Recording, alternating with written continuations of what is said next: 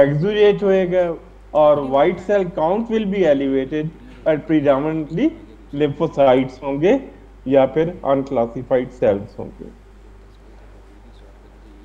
और आउटकम इनकी if not treated grave prognosis है। Average survival range from 7 to 10.7 months with 44% chances of dying within 15 months of diagnosis. ठीक है, worsening cachexia and progression to death। तो इसका manage कैसे करते हैं, कैसे मैनेज करते हैं बोले? अल्टरनेट डे पे आज कौन कितने पेशेंट देखे हैं आपने? देखते हो पेशेंट आता है आपके पास कोई इस तरह का? Yes sir. देखिए ना, चलें क्या कैसे अरेंज करोगे, मैनेज करोगे? सर इनके अंदर मैसिव, जिस तरह डायलिसिस में भी प्रोटीन लूज हो रही है और यहाँ पे भी जो उनकी साइटिस होती है मैसिवली एक्सुडेटिव हो जाती है, तो हाई प्रोटीन डाइट की इन लोगों को जरूरत होती है। बाकी यही है कि जब वो मैसिव प्रेशर की वजह से, जैसे कुछ लोगों को डिस्निया बहुत सवेयर होता है, तो जिस दिन उनका डायलिसिस नहीं है उस दिन हमें थोड़ा सा फ्लूइड इनके साइटिस का रिमूव करना पड़ता है विद एल्ब्यूमिन कवर समटाइम्स। और एक बार सर मैंने आपके साथ ही किया है, जो हम डायलिसिस, जो साइटिक फ्लूइड को हमने री इन्फ्यूज किया था थ्रू डायलिसिस मशीन। तो आपके पास सबसे ज्यादा इंपॉर्टेंट चीज जो है आ जाएगी सॉल्ट एंड फ्लूइड रिस्ट्रिक्शन और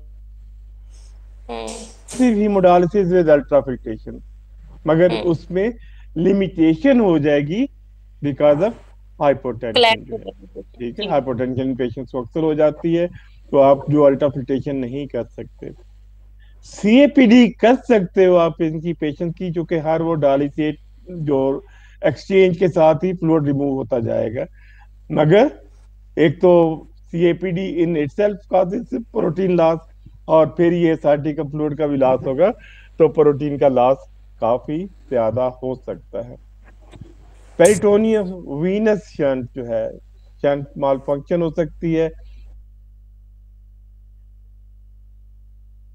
इंजेक्शन हो सकते हैं, और ये कार्ट जो है दैट इज कंसंट्रेटेड एसाइटिस री infusion therapy.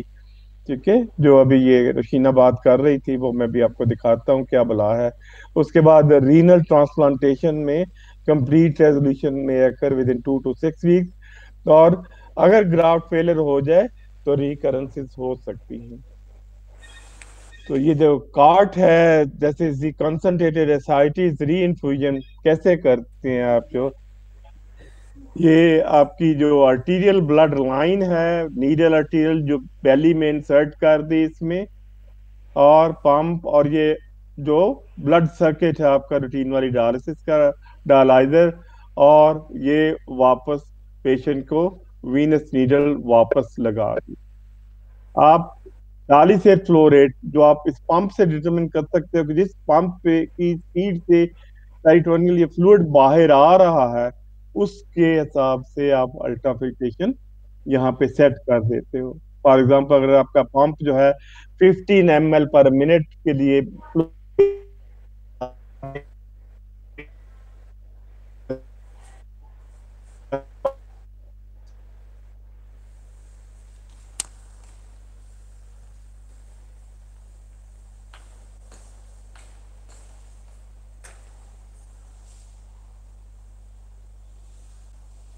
infusing albumin and doing the पेरिसेंटेसिस। तो यहाँ आप एल्ब्यूमिन एक्सोजेनसली बाहर से नहीं देते हो, वो जो एसाइटिक फ्लूइड के अंदर प्रोटीन है, एल्ब्यूमिन है, वही वापस पेशेंट को री इन्फ्यूज कर देते हो।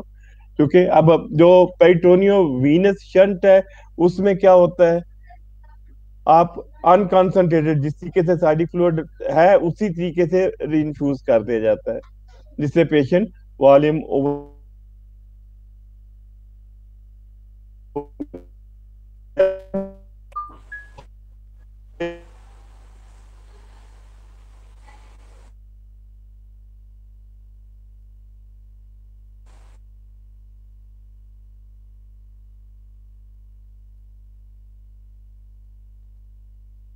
ये ब्लड सर्किट है आपका, पंप है, ब्लड पंप और नोडालाइजर और वीनस हीटर, आर्टीरियल नीडल, और ये रूटीन डायलिसिस में आप ये वाली जो ट्यूबिंग है एक्स्ट्रा, वो प्री पंप जो है आप उसको कनेक्ट कर देते हो, आपकी जो सेलाइन पोर्ट है उसको आप इस ट्यूबिंग के साथ कनेक्ट कर देते हो, जिसका other and is in the peritoneal cavity. यहाँ आपको अंदाजा नहीं होगा कि कितना फ्लूइड ड्रेन हो रहा है, तो इसके लिए you need roller pump, infusion pump, जो पंप इन्फ्यूजन पंप जो नहीं चाहिए, जो रोलर पंप होते हैं फ्लूइड एडमिनिस्ट्रेशन के लिए, लार्जर अमाउंट ऑफ फ्लूइड, वो आप इस पे यूज करोगे। और जिस स्पीड से आप ये पंप रन कर रहे हो, जो फ्लूइड रिमूव कर रहा है, उसी के हिसाब से पेशेंट की अल्ट्राफिल्ट्रेशन सेट कर देते हो। तो डायलिसिस के साथ साथ जितना फ्लूइड आपने यहाँ से खींचा है पेरिटोनियल कैविटी से, उसका मेजॉरिटी जो है आपका अल्ट्राफिल्ट्रेशन से रिमूव हो जाएगा, और part of that fluid with high concentration of albumin will be return to the patient. तीसरा मेथड जो यूज किया जाता है, दैट इज स्पेशली अगर मिलिग्नेंट एसाइटिस है। मिलिग्नेंट एसाइटिस है तो क्या होगा, अगर आप पेरिटोनियल फ्लूइड रीइंफ्यूज करते हो तो क्या होगा सर डिसेमिनेशन हो सकती है मैलिग्नेंट सेल की। हो सकती है। तो इसमें आप एक्स्ट्रा स्टेप करते हो, पहले फिल्ट्रेशन और फिर कंसंट्रेशन। तो पहले डायलाइजर में से, ये वाला जो डायलाइजर है, उसकी ब्लड पोर्ट में से अपने साइटिक फ्लूइड निकाला, और वो जिस तरीके से इसमें से फिल्टर हुआ, अल्ट्राफिल्ट्रेट जो है उसका, इसका अल्ट्राफिल्ट्रेट जो है उसको फिर आपने दूसरे डायलाइजर में उसको आप कंसंट्रेट करोगे। तो यहाँ all the cells will be removed, और इस डायलाइजर में इट विल बी कंसंट्रेटेड जैसे पहले हमने कंसंट्रेट किया है, और it will be return to the patient. ठीक है, तो ये एक पेशेंट था जिसकी हमने की थी, ये वाली जो है इसकी ब्लड हीमोडायलिसिस हो रही है, उसके साथ ये लाइन कनेक्ट की हुई है। ठीक है, ये दूसरा पेशेंट था जिसकी रुशीना बात कर रही थी अभी, कि ये हमने एसाइटिक फ्लूइड सिर्फ निकाला था और उसको कंसंट्रेट करके पेशेंट को वापस रिटर्न कर दिया था। ये प्री प्रोसीजर था और ये पोस्ट प्रोसीजर था। और शीना इत्तेफाक से ये कोई 3-4 हफ्ते पहले ये पेशेंट आया, तो मुझे कह रहे हैं जी कि सर। आपको याद है जी, आपने मेरा मशीन से पेट से पानी निकाला था, ही स्टिल सर्वाइव, जो जी सर। सर्वाइव कर रहा है, तो याद था उसको भी कि मशीन से हमने पानी निकाला था। अच्छा जी, जी। अब इस पर्पस के लिए ये स्पेशल मशीन डिजाइन की गई हैं, दो तरह की थी पहले। ये टी कार्ड थी, ट्रैक्टेबल कार्ड जो है, card is again concentrated site is reinfusion first model था, और अब इसको संभाल कर दिया गया है, मोबिलिटी मोबाइल है, कहीं पर जाके आप कर सकते हो। इसमें प्रोसीजर का इस्तेमाल किया जाता है कि पेशेंट को एब्डोमिनल पैरालिसिस की जाती है, और जो फ्लूइड रिमूव किया, ये वाला फ्लूइड इन विट्रो अलग रिमूव करके उसको डायलाइजर में से गुजार के कंसंट्रेट करते हैं। ठीक है, वहां तो हमने डायरेक्टली एसाइटिक फ्लूइड पेशेंट को लाइव पेशेंट में फ्लूइड निकाल के साथ साथ अल्ट्रा कंसंट्रेट कर रहे थे। इस मशीन में ये होता है कि ये पेरिसिंथेसिस पहले करके फ्लूइड रिमूव करके, तो उसमें से ये उसको कंसंट्रेट करके ये कंसंट्रेटेड एसाइटिक फ्लूइड तैयार कर लेते हैं, और then this fluid is reinfuse to the patient. जो है 2-3 स्टेप में हो जाता है कि पहले आप पैरासिंथेसिस करें, फ्लूइड रिमूव करें, फिर उस फ्लूइड को सेल फ्री करें, फिल्टर करके कंसंट्रेट करें, और तीसरे स्टेप पे वो कंसंट्रेटेड फ्लूइड जो है वो आप पेशेंट को इन्फ्यूज कर दें। ये डिफरेंट साइकिल्स हैं इस गैस्ट्रिक के, कि ये ओरिजिनल एसाइटिक फ्लूइड आ रहा है और ये फिल्टर हो रहा है यहाँ पे। ये आपने देखा है कि ये ब्लड पोर्ट से फ्लूइड अंदर जा रहा है, और जो डायलिसेट पोर्ट है उसमें जो फ्लूइड आया, जो उसमें से मेम्ब्रेन में से गुजर के, which would be totally cell free, वो आपका इधर गया और इस पंप से दूसरे में डायलाइजर में दूसरे में गया, जहाँ पे वो कंसंट्रेट हो गया, और ये कंसंट्रेटेड फ्लूइड जो है इस बैग में इकट्ठा हो गया, और यहाँ से फिर वो पेशेंट को रीइंफ्यूज हो जाएगा। जो कंसंट्रेटेड फ्लूइड होने की वजह से या प्रोटीन ज्यादा होने की डिपोजिशन वजह हो जाती है, तो इसमें मैकेनिज्म है कि उसको वॉश कर सकते हो इन बिटवीन प्रोसीजर। अगर वो क्लॉग हो रहा हो तो आप इस तीसरी पोर्ट से सेलाइंसेस को वॉश कर सकते हो, और उसके बाद दोबारा कंसंट्रेशन स्टार्ट कर सकते हो।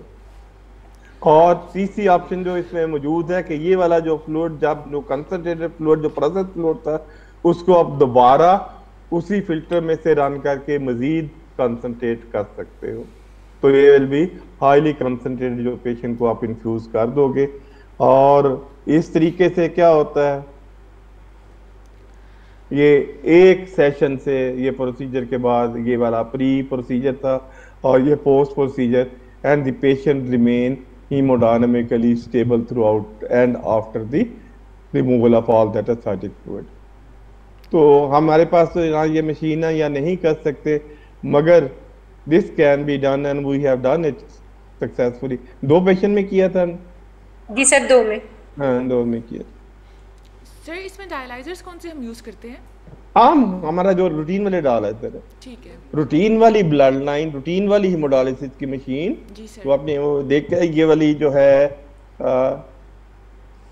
ये फर्जीनेसी की मशीन थी। फर्जीनेसी जैसे डायलिसिस हो रही है रूटीन में, ठीक है। तो उसमें सिर्फ ये वाला जो फ्लूइड ये हमने यहाँ लगाया है, वो आपने जो प्री पंप से लाइन पोर्ट होता है उसके साथ कनेक्ट कर दिया इसको। ठीक है।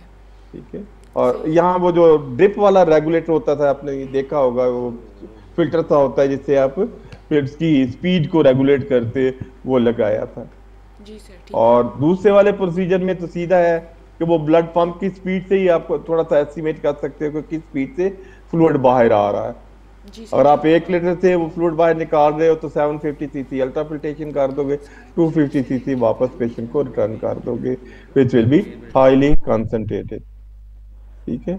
और डिटेल से प्रोसीजर ये इस पे गूगल पे अगर करें तो ये अवेलेबल है, ये जो। अच्छा जी, नेक्स्ट जी Mariam. A 63-year-old woman with ESRD on maintenance hemodialysis presented to the ED with 3 days of headache, diplopia, and gait instability. On examination, her blood pressure was 139/80, heart rate of 67, respiratory rate 16, room air oxygen saturation was 98%, and temperature of 97.3 degree Fahrenheit. She was awake, alert, and oriented to place, person, and time. Eyes electric. Left eye proptosis, both the pupils reactive but left pupil sluggish. Left eye complete paralysis of extraocular movements. Right eye demonstrated 10 to 15 degrees of movement in all directions and nystagmus in the right eye on lateral gaze. The remaining cranial nerves intact. Intact strength and sensations to light touch throughout the upper extremities. Cerebellar testing past pointing of the left with finger to nose and her gait small, unsteady steps. जी, तो क्या problem हो सकती है? Main features क्या हैं? Dialysis की patient है और आ रही है सर, सेवंथ नर्व पैल्सी आ रही है, सेरिबेलर इन्वॉल्वमेंट है, थर्ड नर्व एटेक्सिया है और आई अपनी फाइंडिंग्स हैं जी सर, मेनली। ठीक है। और नीचे एटेक्सिया है, सेरिबेलर एटेक्सिया। जी सर। तो क्या हो सकता है? सीपी एंगल हो सकता है। नहीं, सीपी के अंदर तो वो ही होगा ना, सीपी नहीं होगा, ये सीपीएम नहीं है, सीपीएम ये वो जी नॉर्मल प्रेशर है सर। नॉर्मल प्रेशर में भी ये होगा नहीं, सेरिबेलर नहीं, ये कोई आई का पाइप। पेशेंट की प्रेजेंटेशन पे कंसंट्रेट करें और गौर से कभी सोचिए कि कभी किसी ऐसे पेशेंट से वास्ता पड़ा हो आपका। पढ़ सकता है, अगर नहीं पढ़ा तो आइंदा पढ़ सकता है। नेक्स्ट एक और पेशेंट है, और पेशेंट है। A 64-year-old man with diabetic nephropathy on maintenance hemodialysis for 4 years and had developed disturbed consciousness. He showed slow responses in conversation. Prior to developing this symptom, the patient had loss of appetite for about 2 weeks. The symptoms became worse. He was admitted to a hospital for 10 days, but his consciousness level deteriorated and he became unconscious. जी, अब इसमें predominantly क्या features हैं? Conscious level इसका खराब हो जाता है, Altered sensorium है इसमें, और पहले पेशेंट में आपका आई फाइंडिंग थी और एटेक्सिया था। अब मैं हिंट आपको देता हूँ, दोनों पेशेंट की डायग्नोसिस एक ही है, एक ही प्रेजेंटेशन। ये अल्टर्ड जो सेंसोरियम था वो प्रीडोमिनेट कर रहा है और दूसरे में आई फाइंडिंग्स और एटेक्सिया डोमिनेट कर रहा है, मगर दोनों में डायग्नोसिस एक ही है। अगला बचाना है, इधर से देखते हैं। हिंट दिया है आपको। Sorry, CVD. कहाँ तक सोच सकते हो? चले। A brain CT scan and MRI showed abnormal lesions in the aqueduct of the midbrain and thalamus, and a diagnosis of Wernicke's encephalopathy was made. Oh, beetle deficiency. ठीक है, वर्निक एन्सेफेलोपैथी इन dialysis. ठीक है, तो ये वाली presentation जो है, ये चीज यहाँ पे नजर आ रही है आपको, जी सर। हाई इंटेंस ये वाला यहाँ पे, ये और ये वाली, ये और ये जो है that is compatible with the hyper intensity जो है वर्निक एन्सेफेलोपैथी।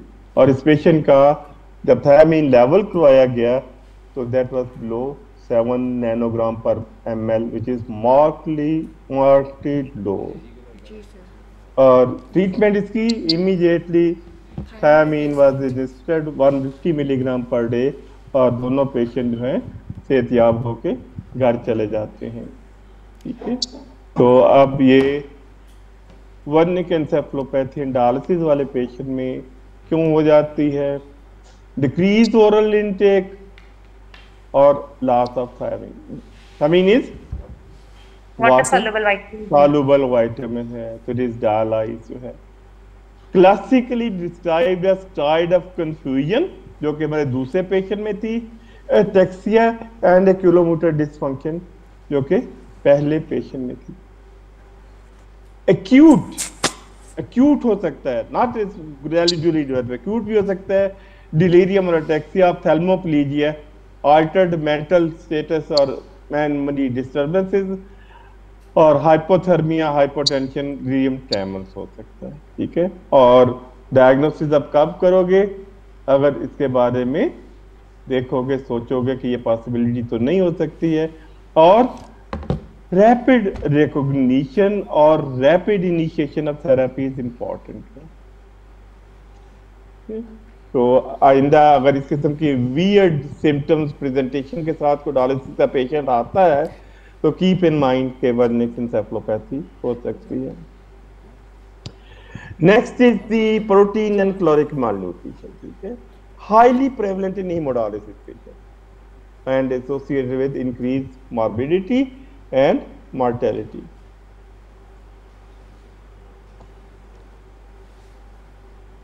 और इसकी मैकेनिज्म क्या होता है कि inadequate protein and or caloric intake, recommended daily dietary protein intake is 1.2 gram per kg of body weight per day, और रिकमेंडेड डेली एनर्जी इनटेक जो डायलिसिस वाले पेशेंट हैं that is 35 kilo calorie per KG of the body weight per day.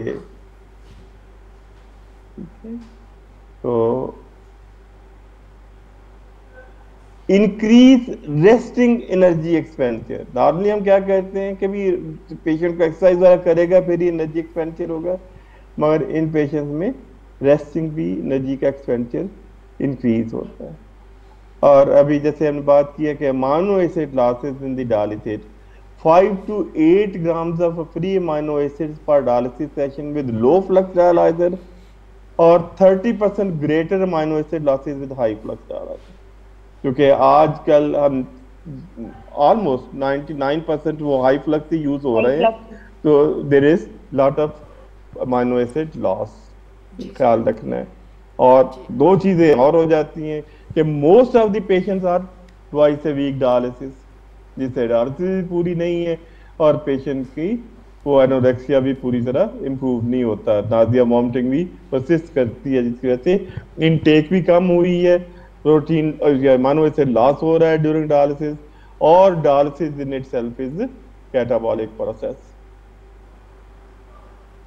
Hemodialysis news catabolism, dialysis membrane biocompatibility का मसला हो सकता है, और इन्फ्लेमेटरी मीडिएटर्स फ्रॉम डायलिसिस जो है insulin like growth factor 1, hypercortisolism जो है, और alterations in the adipokine levels।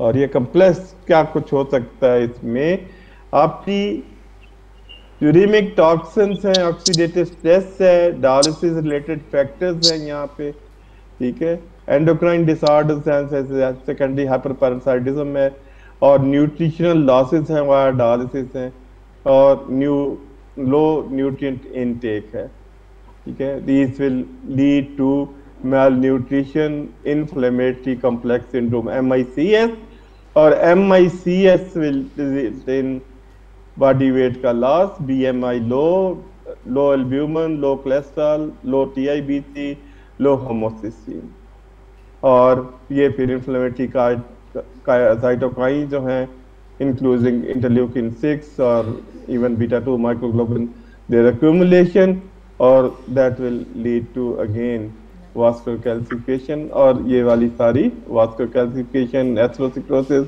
जिसमें ट्रेडिशनल फैक्टर्स भी हो सकते हैं और ये नॉन ट्रेडिशनल फैक्टर्स भी हो सकते हैं जो एथेरोस्क्लेरोसिस भी काज करते हैं, माल न्यूट्रिशन और एल्ब्यूमिन जो काज भी है और इफेक्ट भी है, और ये वास्कुलर कैल्सिफिकेशन को भी, ये थोड़ा सा कॉम्प्लेक्स इंटरेक्शन है इन फीचर्स में।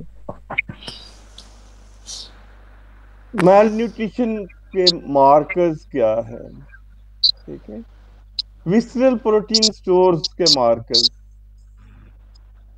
Serum albumin, serum prealbumin, blood urea nitrogen creatine, indirect measure of dialysis adequacy, ठीक है, और सीरम जो insulin like growth factor 1, body composition by bioimpedance electrometer या dual energy X ray absorptiometry, other markers आपके पास आ जाते हैं, सब्जेक्टिव ग्लोबल असेसमेंट आ जाते हैं, डाइटरी प्रोटीन इनटेक जो हमने डिस्कस किया था, डाइटरी प्रोटीन इनटेक कैसे चेक करते हो सर? डाइटरी डायरी से, हाँ। और साथ इसके अलावा जो है आप जो उसकी नाइट्रोजन एक्सक्रीशन से भी देख सकते हैं यूरिन पेशेंट में नाइट्रोजन ऑक्सीजन आम नहीं होती डायलिसिस वाले पेशेंट में, तो यूरिया यूएन ने आपको बताया था, यूरिया नाइट्रोजन अपीयरेंस जो है उससे आप एस्टिमेट कर सकते हो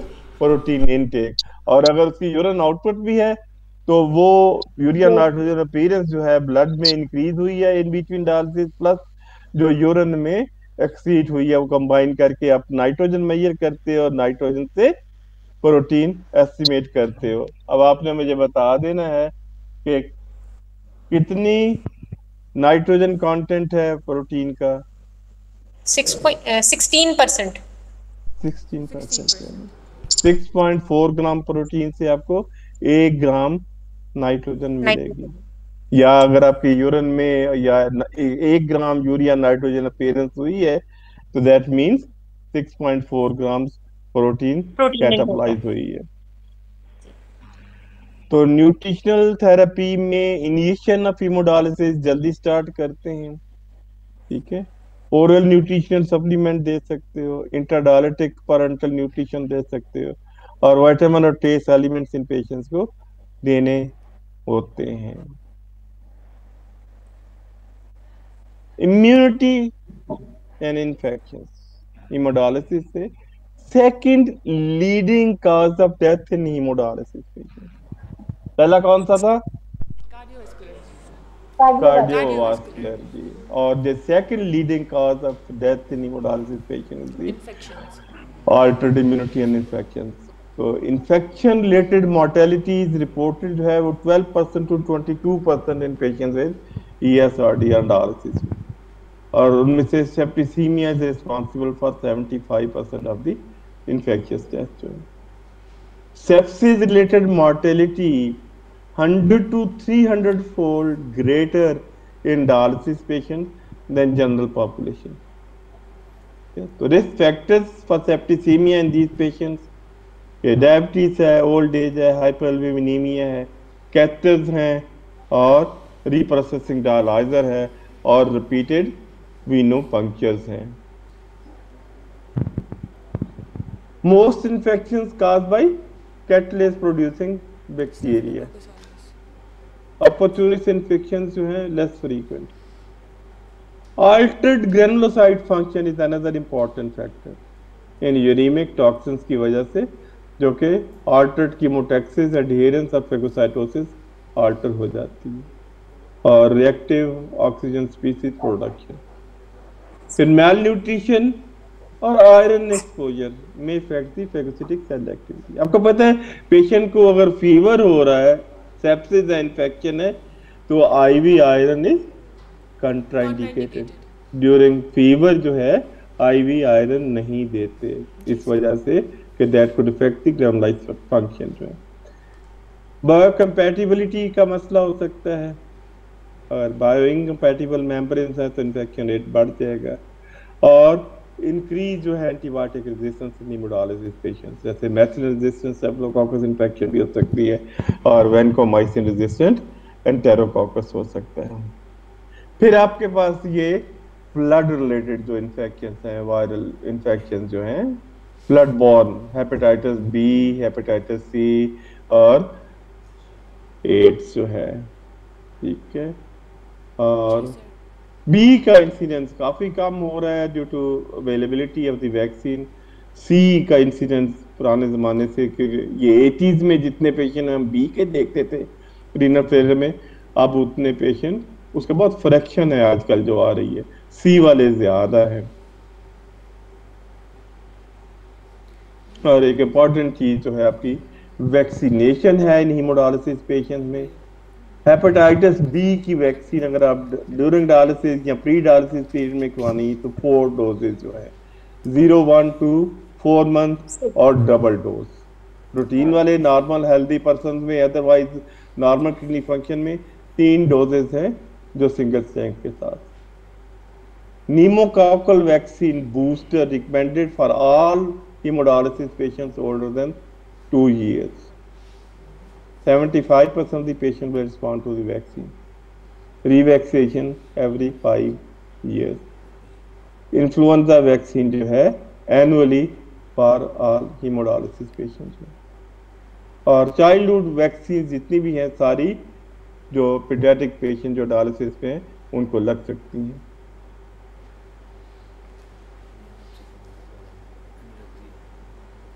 एनीमिया की बात मैंने ज्यादा नहीं करनी। एनीमिया के वो सारे फैक्टर जो क्रोनिक रीनल फेलियर में हैं जिसमें रिस्पॉन्सिबल एडिशनल जो यहाँ पे हेमोलिसिस और हेमरेजेस जो हमने लास्ट डिस्कस किया कहते हैं, haemolysis during dialysis and haemorrhage during dialysis. और इन एडिशन जो है ये क्लॉटिंग ऑफ द डायलाइजर और blood tubing during dialysis lead to loss of blood जो है। कॉम्प्लिकेशंस इन दीज पेशेंट में लेफ्ट वेंट्रिकुलर हाइपरट्रॉफी, जैसे लास्ट टाइम मैंने मेंशन की थी कि हाइपरट्रॉफी और डायलिटेशन, डिक्रीज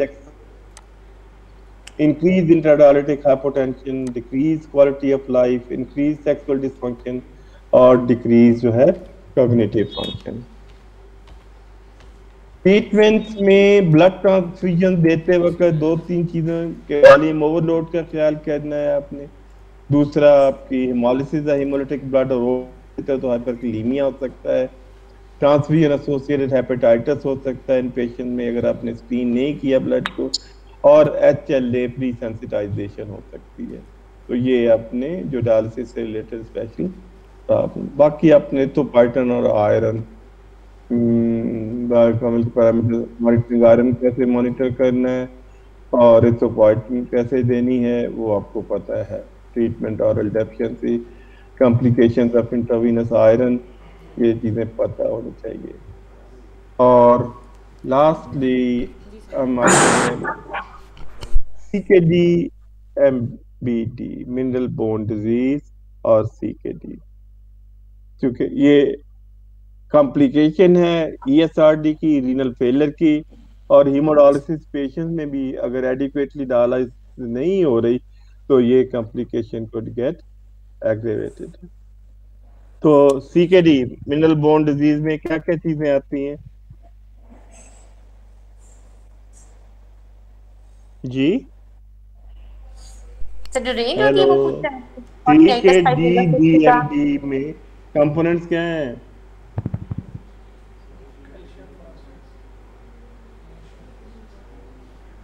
बोलो। सर कैल्शियम है, फॉस्फेट लेवल सर, उसके अलावा intact PTH. Calcium phosphorus level disturb होंगे कि लेबोरेटरी ऑल्टर्ड लेबोरेटरी पैरामीटर्स जी सर।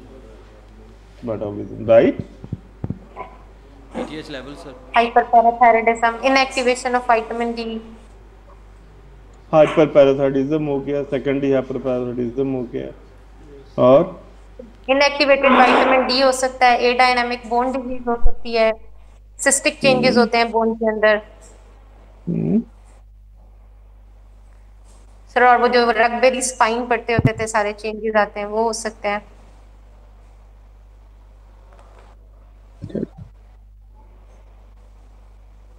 आपके पास लेबोरेटरी अबनॉर्मलिटीज हैं,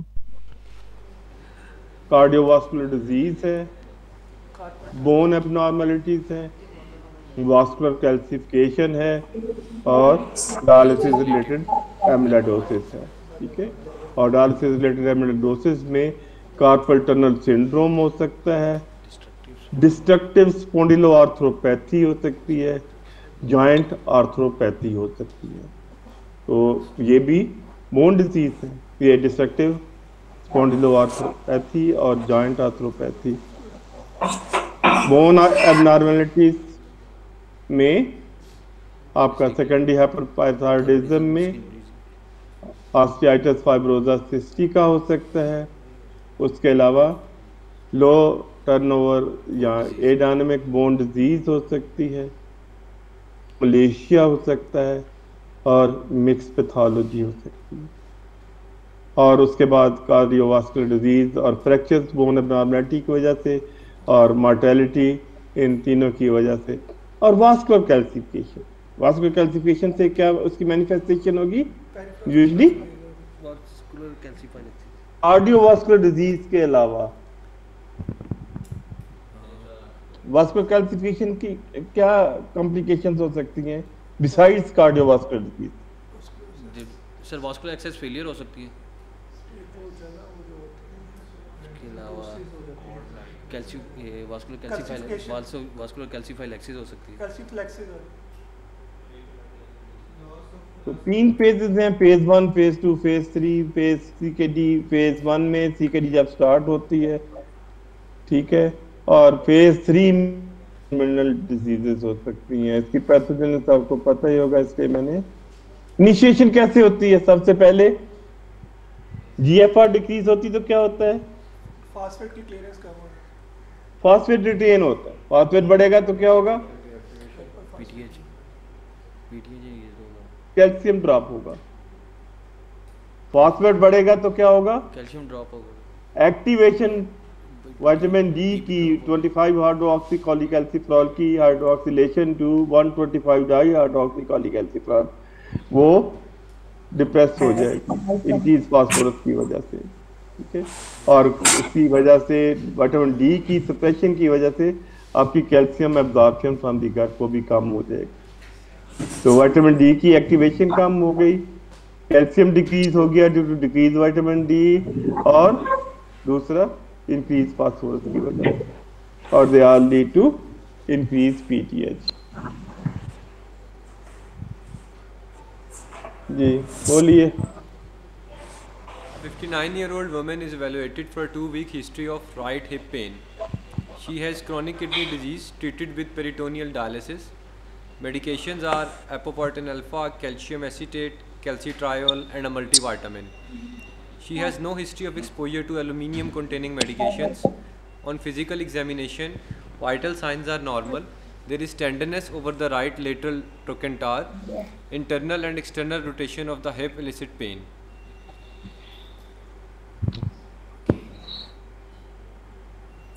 Laboratory studies: phosphorus 5.6 milligrams per deciliter, calcium 10.2, alkaline phosphatase 86, intact PTH 21, 125 dihydroxyvitamin D 52, and 25 hydroxyvitamin D 15 nanogram per ml. Plain radiograph of the right hip shows diffuse osteopenia. An area of lucency is seen along the medial aspect of the femoral neck on the right side, consistent with a stress fracture.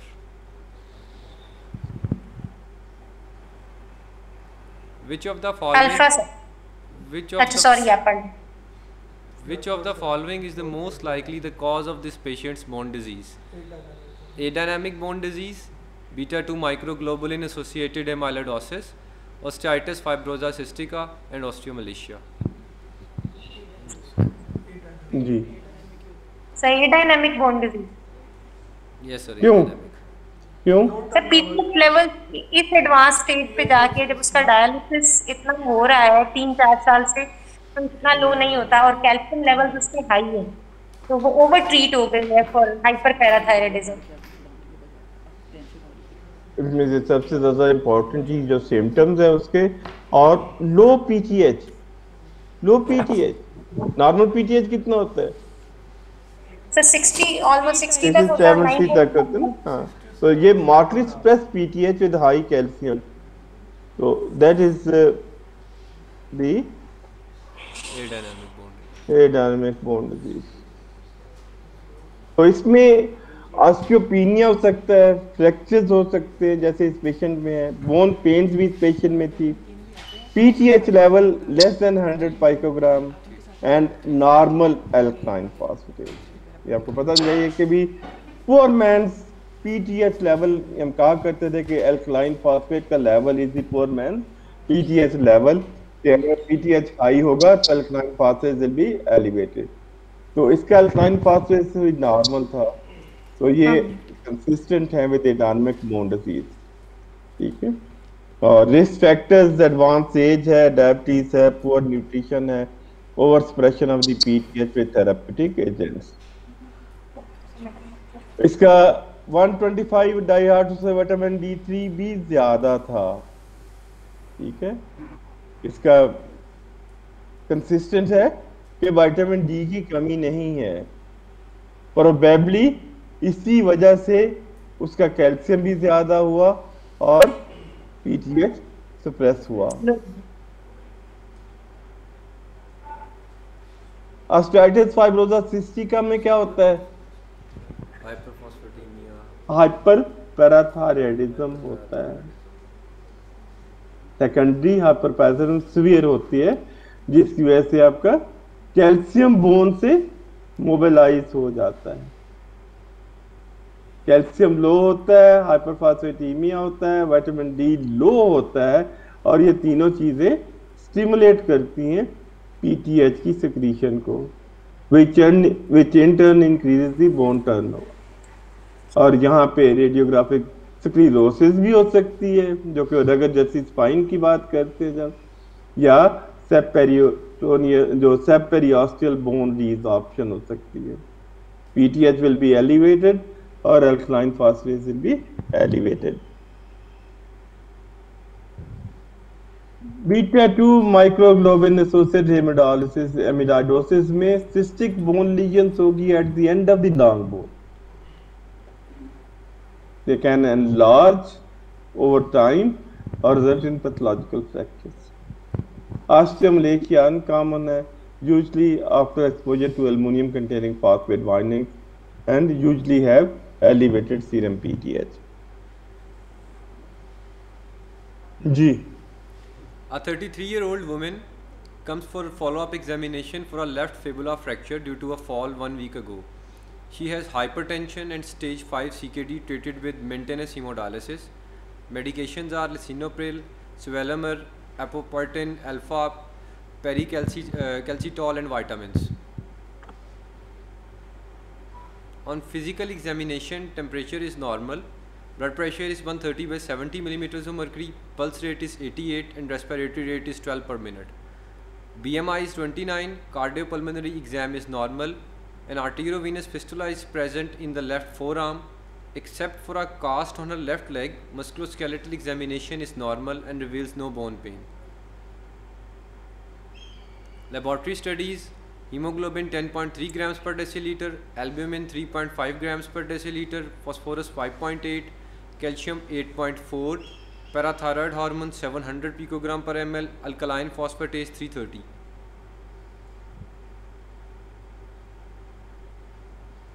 Which of the following is the most likely cause of this patient's bone disease? Adynamic bone disease, avascular necrosis, osteoporosis, secondary hyperparathyroidism. Osteoporosis, secondary Secondary hyperparathyroidism. hyperparathyroidism. क्यों? वजह? Sir PTH ज्यादा है, phosphate 5.8 है, calcium लो है, hypocalcaemia, phosphate high है। Sir corrected calcium, हाँ ठीक।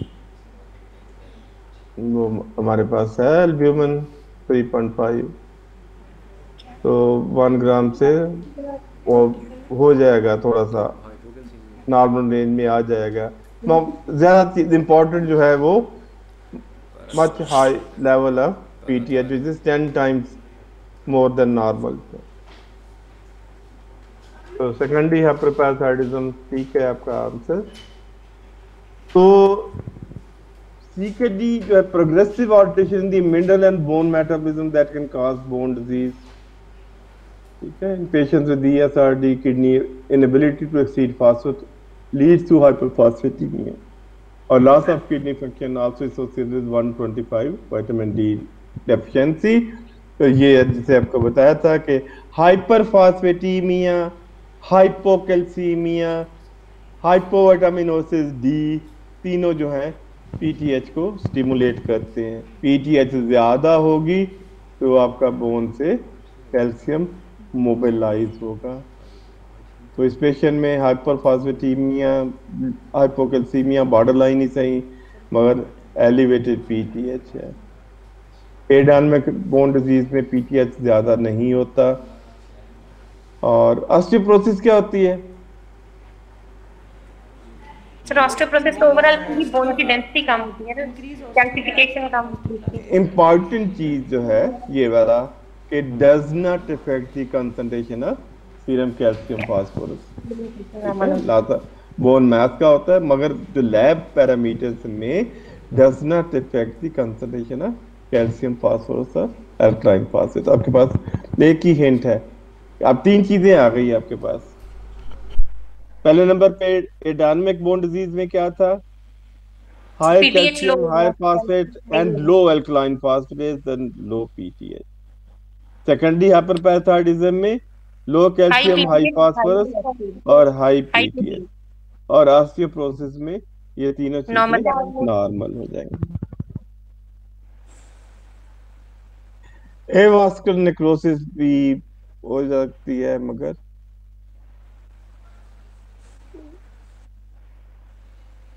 अगर अनसप्रेस्ड है, पीटीएच ज्यादा है, तो सेकेंडरी हाइपरपैराथायरॉयडिज्म है, हाई टर्नओवर बोन डिजीज है। अगर ओवर सप्रेस पीटीएच है तो एडानमिक बोन डिजीज है। तो दोनों में डिफरेंस क्या होता है? सेकेंडरी हाइपरपैराथायरॉयडिज्म में फॉस्फेट ज्यादा है, कैल्शियम लो है, पीटीएच ज्यादा है, अल्कलाइन फॉस्फेट ज्यादा है। एडानमिक बोन डिजीज में फॉस्फेट लो है, कैल्शियम नॉर्मल भी हो सकता है, हायर भी हो सकता है, पीटीएच लो है और अल्कलाइन फॉस्फेटेज भी नॉर्मल या लो होगा। ये सब पेरिऑस्टियल एब्जॉर्प्शन इस लेवल पे देख रहे हो, और ये सिस्टिक चेंज यहाँ पे देख रहे हो, रेडियोग्राफ सिस्टिक चेंज है ये, और ये पेरिऑस्टियल एब्जॉर्प्शन यहाँ पे, यहाँ जहर दिया हुआ है। और ये ब्राउन ट्यूमर सेकेंडरी हाइपरपैराथायरॉयडिज्म में, हाइटोर्नाउट डिजीज में ये ब्राउन ट्यूमर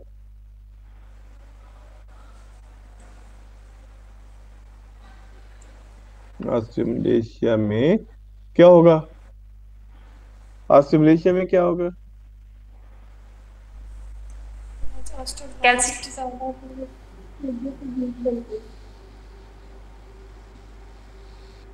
बोन वीकनेस होगी, सूडो फ्रैक्चर या लूजर जोन्स आ सकती हैं। ठीक है, किस जमाने में कॉमन होती थी? जब हम लोग यूज करते थे 70s में, जो only thing available for phosphate binder था, एल्युमिनियम कंटेनिंग कंपाउंड्स होते थे। उस वक्त ये काफी देखा जाती थी, अब खत्म हो रही तकरीबन। वास्कुलर कैल्सिफिकेशन की बात की थी कि frequently observed even in young hemodialysis patients. High prevalence of medial calcification are detectable by means of electron beam CT, are obviously related to serum phosphorus or calcium phosphorus product, or may be associated with calcium containing phosphorus binders, may be associated with excessive use of vitamin D.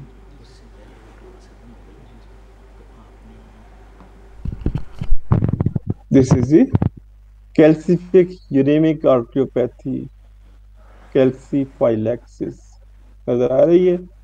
Skin legion जी जो sir. है characterized by arterial calcification, dermis, painful red nodules और plugs जैसे इसमें नजर आ रहे हैं, और progressive ulceration with necrotic centres and violaceous borders.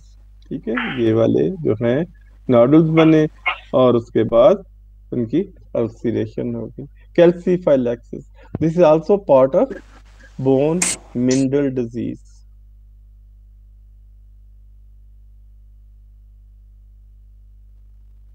क्यों डेवलप होती है पैथोजेनेसिस? डेफिनेटिव डाटा तो कोई नहीं है। फ्रीक्वेंटली एसोसिएटेड हाइपर पैराथायरॉयडिज्म और high calcium phosphorus product. Female में मोर कॉमन है, वाइट रेस में कॉमन है। ओबेसिटी और hypoalbuminaemia are risk factor. Medial calcification in small arteries और low level of serum fetuin A which is endogenous inhibitor of mineralisation. Fat necrosis, ठीक है, और overall जो है इसकी भी मॉर्टेलिटी और मॉर्बिडिटी हाई है। ये क्या है?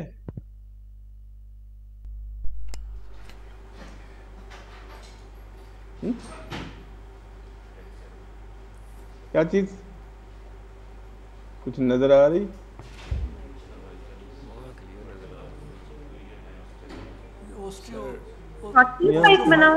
डिस्ट्रक्शन हो रही है इसकी वर्टिब्लिटी। बोन डिसॉर्प्शन है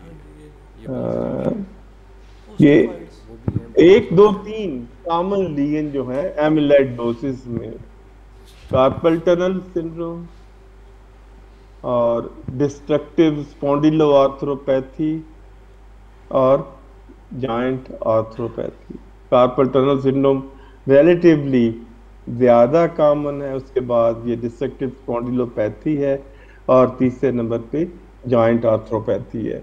और is directly related to the duration of dialysis. जो है जितनी ज़्यादा ड्यूरेशन होती जाएगी तो ये कॉम्प्लिकेशंस की प्रेवलेंस जो है बढ़ती जाती है।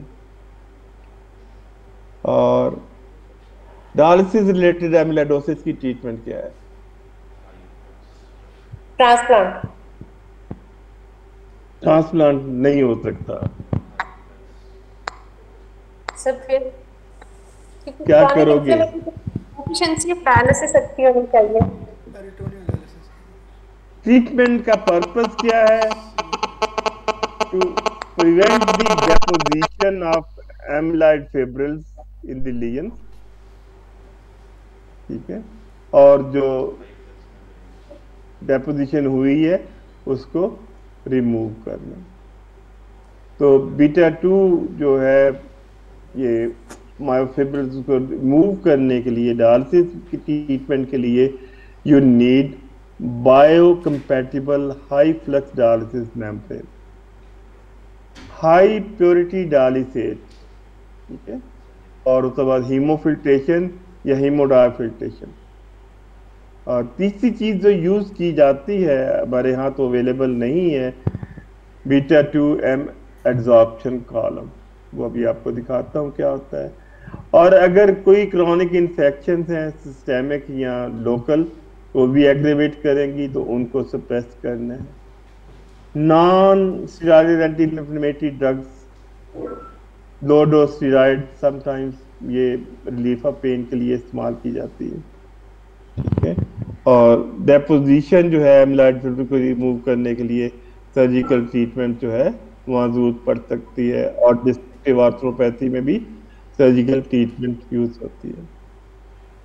ये बीटा 2m जो है एब्जॉर्प्शन कॉलम इस तरीके से है, जो कि इन सीरीज डायलिसिस के डायलाइजर के इस्तेमाल किया जाता है। This just like haemoperfusion cartridge. Haemoperfusion cartridge charcoal या एंथर एम्बर एम्बर जो एम्बरलाइट जो है रेजिन के साथ जो होती है, द डग ओवरडोज यूज होती है, चारकोल हीमोपरफ्यूजन। तो ये वाला जो है बीटा 2 माइक्रोग्लोबिन जो है एब्जॉर्प्शन कॉलम जो है वो इस तरीके से इन सीरीज विद डायलाइजर इस्तेमाल किया जाता है। डायलिसिस भी हो रही है और ये कॉलम जो है बीटा 2 माइक्रोग्लोबुलिन को अब्जॉर्ब कर लेगा और उसमें 60 to 78-79% रिडक्शन हो जाती है ब्लड लेवल की एक दफा ट्रीटमेंट से इस तरीके से।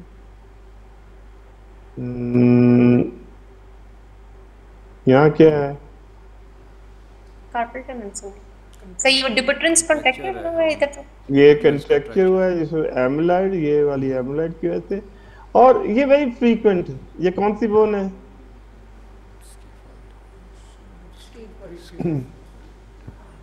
स्केफाइड बोन जो है रिस्ट बोन में से, ये बोन में कॉमन जो सबसे ज्यादा कॉमन बोन लीजन, ये सिस जहाँ नजर आ रही है आपको, ये सिस यहाँ पे होती है इसमें, दिस इज एमिलाइडोसिस। या यहाँ पे इरोजन हेड की, ये डिस्टल क्लेविकल जो है और ये जॉइंट आपका यहाँ पे तकरीबन एब्जॉर्ब हो गया हुआ है, यहाँ एब्जॉर्प्शन हो गई, यहाँ इसका भी एब्जॉर्प्शन हुई है, यहाँ भी इरोजन हुई है। तो ये आपकी एमिलाइडोसिस थी।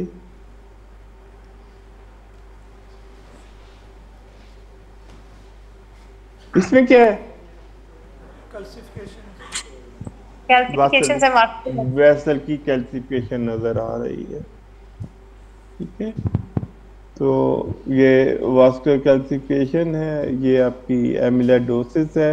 डिस्टल क्लेविकल, ठीक है, डिस्टल क्लेविकल, और यहाँ लीजन हो सकता है, और सबसे कॉमन जो है ये स्केफाइड बोन में, इसमें भी नजर आ रही है आपको, यहाँ भी है कैविटीज सर, ये कैविटीज। और ये एमिलाइडोसिस में this is near the end of the long bone. Osteitis Recording has stopped. कहीं भी हो सकती है, मगर यहाँ पे near the end of the bone, ठीक है। तो ये bone disease, bone mineral disease, baby just जिस तरह अपनी सीकेडी में होती है, मगर ज्यादा Recording हो is जाती on. है, ज्यादा हो जाती है आपकी डायलिसिस पेशेंट्स में, क्योंकि लॉन्ग सीकेडी, इनएडिक्वेट डायलिसिस, तो ये सारा कुछ हो सकता है, ठीक है। तो क्या dialysis ascites, infections, yes sir, protein और इन्फ्लेमेशन, MICS कॉम्प्लेक्स, और उसके बाद ये CKD, MBD, तो ये कॉम्प्लिकेशंस रिलेटेड। और तीसरी चीज जो बताई थी आपकी, जो माल्ट्यूशन वर्नेक्स एन्सेफलोपैथी जो है, वो एक्यूट भी हो सकती है और शॉर्ट टाइम, शॉर्ट एनी के भी साल से वो एक्यूट डायलिसिस में भी आपको ये हो सकती है कि कोई बीच में उसका लॉस हुआ B1 का। और ये और इसमें मैंने बताया था आपको स्टैग्मिस हो जाती है, यस सर, बताया? Yes sir. और कौन सी डिजीज में पिछले जितने भी लेक्चर्स हुए एक जगह पे और निस्टैग्मस डिस्कस की थी, किस क्लिनिकल एंटिटी का फीचर है निस्टैग्मस बिसाइड्स वर्नेक्स एन्सेफलोपैथी? बोलो, देखो मैं याद है कि नहीं।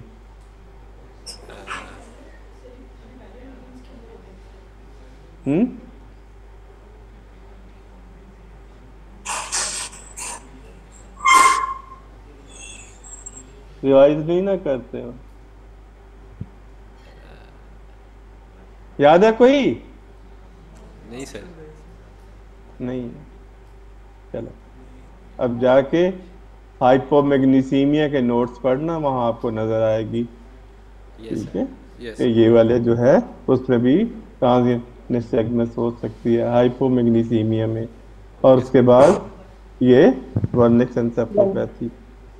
यस ठीक है, एनी क्वेश्चन? No sir. नहीं है। नेक्स्ट वीक वो आपका कोर्स हो रहा है तो छुट्टी? Yes sir. जी सर।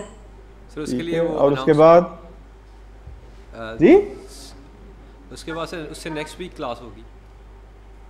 उससे नेक्स्ट वीक क्या करना है वो आप लोगों ने बताया नहीं है, बता देना है। Yes sir. टॉपिक जो है जी सर। किधर है मतीन, उसको जुबे लगाया था उसने नहीं बताया। बुलाए बुलाओ। चले, ये बहुत सारी कॉम्प्लिकेशन जो हमने डिस्कस की हैं ये सी के डी में भी आ जाती हैं और डायलिसिस वाले में भी आ जाती हैं सारी जगह, ओके तो दोनों जगह पे आपके काम आ सकती हैं। चले, अगर नहीं और कोई तो thank you sir. Sir okay PG course के लिए जी। सर अनाउंसमेंट भी करनी थी कि वो रजिस्ट्रेशन जितने भी पीजीआरस हैं वो डिफरेंट हॉस्पिटल्स के वो करवा लें। उसके लिए हेड ऑफ डिपार्टमेंट्स को लिंक सेंड किए हुए हैं। अच्छा जी, और बता दें आप। जी sir. Hmm,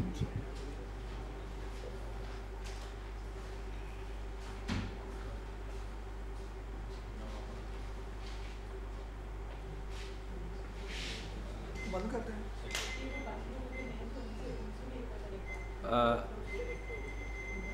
All the PGRs are directed to get themselves registered in the PG course, Recording has stopped. which is going to be held on 7th of June in the next week. The respective link has been sent to your HODs.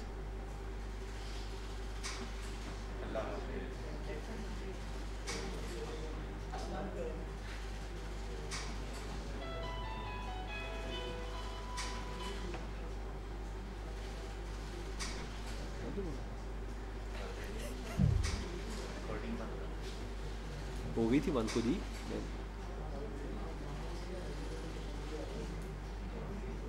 हो रही है।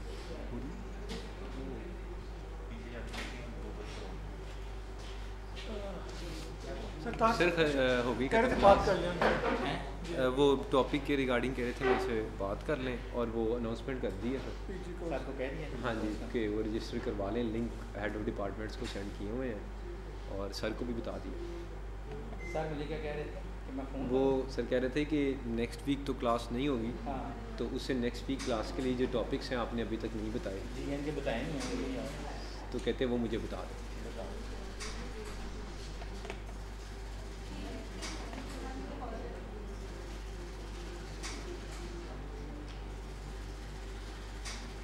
ये बंद है, कैसे पता चल रहा है इसका? कैसे पता चल मूवमेंट नहीं हो रही। यार तो भी यार सर सर सॉरी मैं ना आज वो आईसीयू की मीटिंग थी तो